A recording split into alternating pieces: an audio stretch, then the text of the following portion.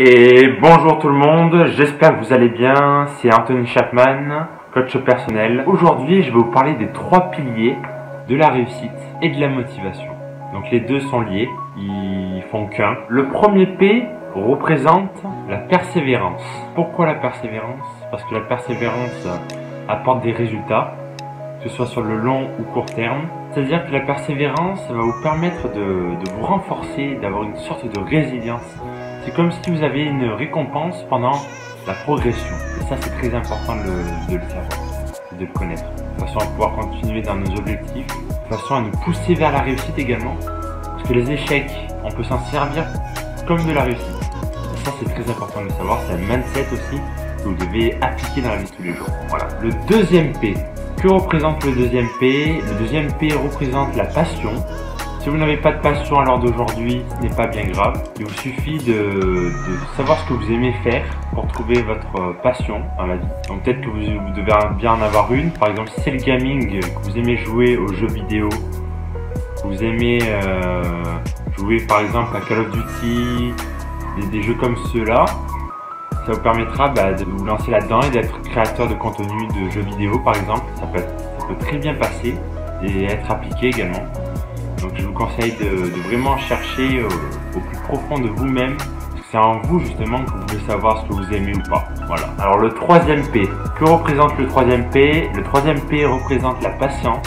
Grâce à la patience, vous obtiendrez beaucoup de choses dans la vie. La patience permet d'atteindre beaucoup d'objectifs. Elle permet à la fois d'avoir un contrôle sur soi, d'apprendre à se contrôler également. Par exemple, si vous êtes énervé, il faut que vous soyez patient, parce qu'il faut vous dire dans votre tête. Je sais que c'est difficile, j'en ai connu des conséquences une fois. Si vous dans votre tête, vous avez du mal à être patient, il faut que vous créez un autre intérêt derrière ça.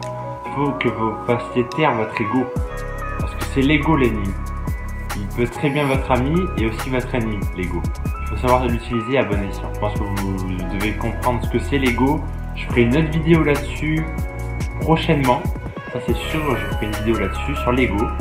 C'est très important de l'identifier, de le gérer et de s'en servir également comme une force, un atout que vous pourrez utiliser dans la vie de tous les jours de façon à avancer vers la réussite. Et généralement, les personnes qui réussissent contrôlent leur ego. Elles savent gérer leur positivité et leur négativité. Elles ne restent pas figées dans le temps pour atteindre quelque chose dont elles n'auront peut-être pas. Donc soyez positif, créez des situations qui vous permettront d'être positif. Ne vous forcez pas à l'être, sinon ça prend l'inverse. Il ne faut jamais se forcer à être positif. Par exemple, à avoir le smile alors qu'on l'a pas.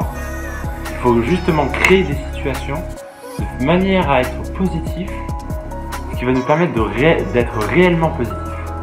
Et ça, c'est un mindset, retenez ça. Donc voilà, c'était tout pour aujourd'hui. J'espère que la vidéo vous aura plu. N'hésitez pas à mettre un pouce bleu, à vous abonner et à commenter en dessous l'espace description.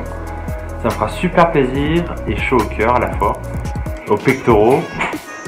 Voilà, j'espère que ça vous aura plu, la règle des 3 P vous aura plu, vous aurez eu plus d'explications et on se retrouve pour une nouvelle vidéo. À la prochaine.